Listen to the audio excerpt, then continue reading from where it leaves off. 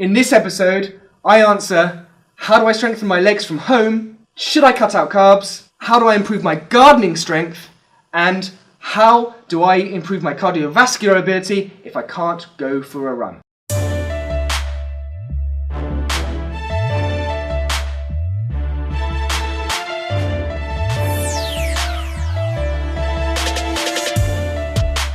You ask questions, and we'll answer them.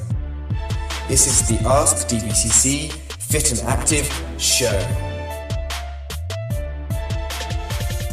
Hi, this is Mark from the DVCC, and this is the Fit and Active Show. So, in today's episode, I'm going to answer, I think, 4 questions that we've had emailed in. Now, these questions are specifically asked and directed for people that are interested in our Fit and Active program, which is generally focused on people that are 60 plus and people that want to train with like-minded community of fellow people who are 60 plus. So the first question we have: I want to exercise from home to strengthen my legs.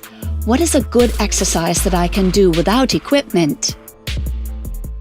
Okay, so we get this a fair bit, and this is actually one of our focuses when we're doing the Fit and Active program, is to strengthen people's legs, because getting in and out of a chair from 60 through to 90 to 100 is something that requires a little bit more focus, because if we're not putting our body under resistance, our legs will get weaker. So there's some very simple exercises you can do from home.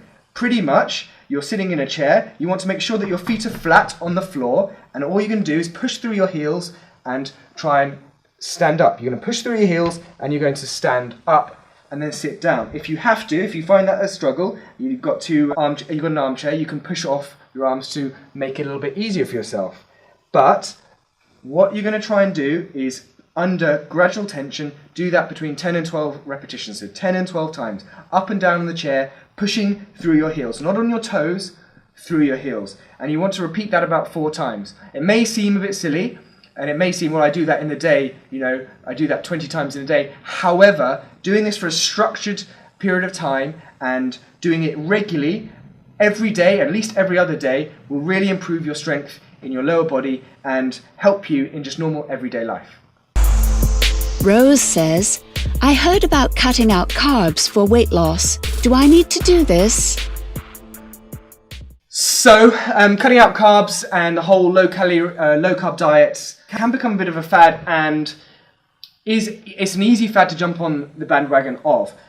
But what we suggest for all of the clients in our Fit and Active program is you want to focus on getting good carbohydrates rather than cutting out carbohydrates. So you need carbohydrates for your everyday life. If you're eating the right ones, they're not a problem. They are not bad. The only bad thing with carbs is refined carbs, carbohydrates that you probably didn't used to eat 50 years ago or so, because they're man-made and manufactured. So if you're eating things like sweet potato, wholemeal rice, those sorts of carbohydrates, they're great for you, and they're only going to help your health. So the first thing that we always say, suggest our clients do, is switch over refined carbohydrates, sugary snacks, that type of thing, to good carbohydrates such as wholemeal rice, sweet potato, buckwheat, bulgur wheat, those types of natural carbohydrates. They're great for you, so that's what we suggest. Don't cut out carbohydrates, just simply make sure you're getting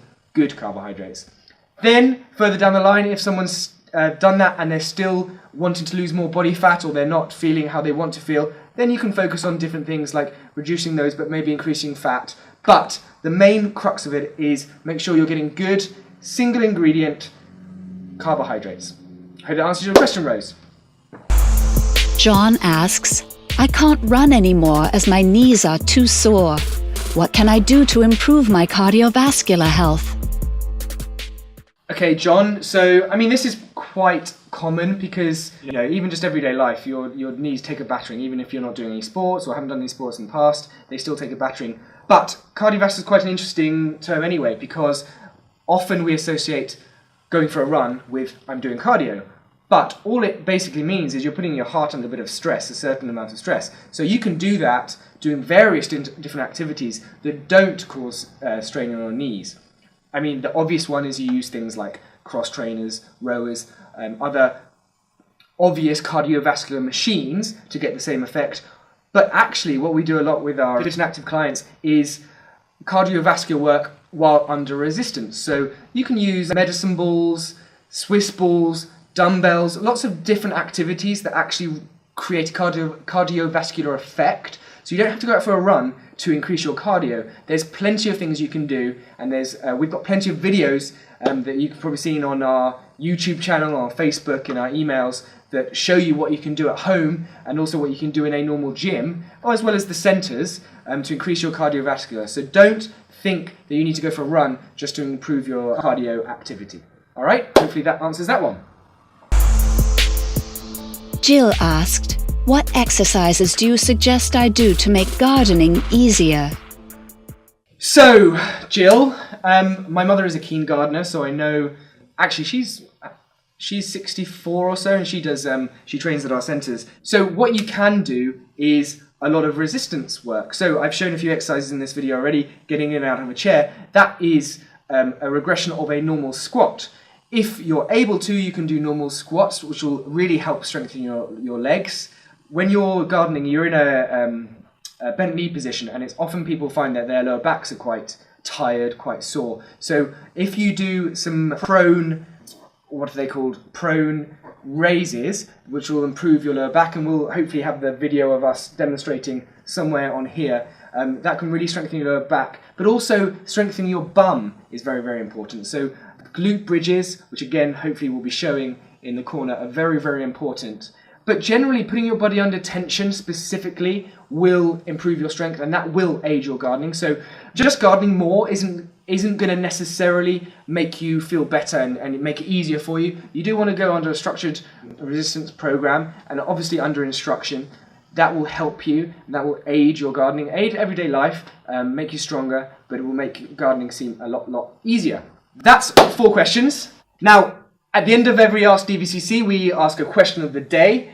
And today's question is, how many of you garden? Because I'm thinking of taking it up, and I want to know how many people actually garden and produce their own food.